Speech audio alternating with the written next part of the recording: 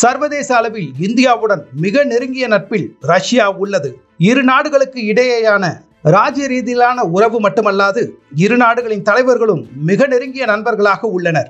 ரஷ்யாவிடமிருந்து ஆயுதங்களை கொள்முதல் செய்யும் நாடாக மட்டும் இல்லாமல் அந்த ஆயுதங்கள் குறித்து தொடர்ந்து ஆய்வில் ஈடுபடுவது, அவற்றை மேம்படுத்துவது என இரு நாடுகளும் கவனம் செலுத்தி வருகின்றன.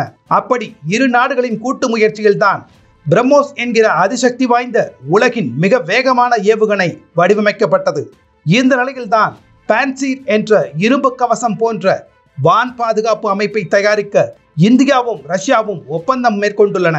இந்தியாவின் பாரத் டைனமிக் லிமிடெட் நிறுவனமும் ரஷ்யாவின் ரோசன்போரன் எக்ஸ்போர்ட் நிறுவனமும் இதற்கான ஒப்பந்தத்தில் கையொப்பமிட்டுள்ளன. பொதுவான வான் பாதுகாப்பு அமைப்புகளில் இருந்து சற்றே வேறுபட்ட இந்த பான்சீரில் ஏவுகணைகளும் துப்பாக்கிகளும் உள்ளன.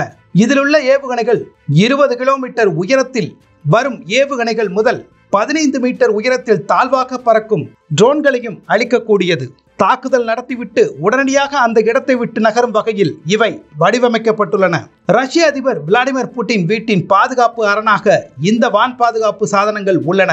தற்போதைய போர்க்களங்களில் ட்ரோன்களின் செயல்பாடு மிரள வைக்கிறது. அதிநவீன தொழில்நுட்பம் கொண்ட விலை உயர்ந்த டேங்குகளையும் இராணுவ தளவாடங்களையும் வெறும் 1000 ரூபாய் விலை கொண்ட ட்ரோன்கள் மூலம் தாக்கி அழித்து வருகின்றன.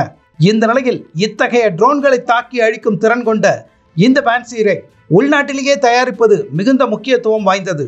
யுத்த சமயங்களில் எதிரி நாடுகளின் ட்ரோன் தாக்குதலில் இருந்து தற்காத்துக் கொள்வதுடன் எல்லை தாண்டி ஊடுருவும் ட்ரோன்களை சுட்டு வீழ்த்துவதிலும் இந்த பாதுகாப்பு அரண்கள் முக்கிய பங்கு வகிக்கும்.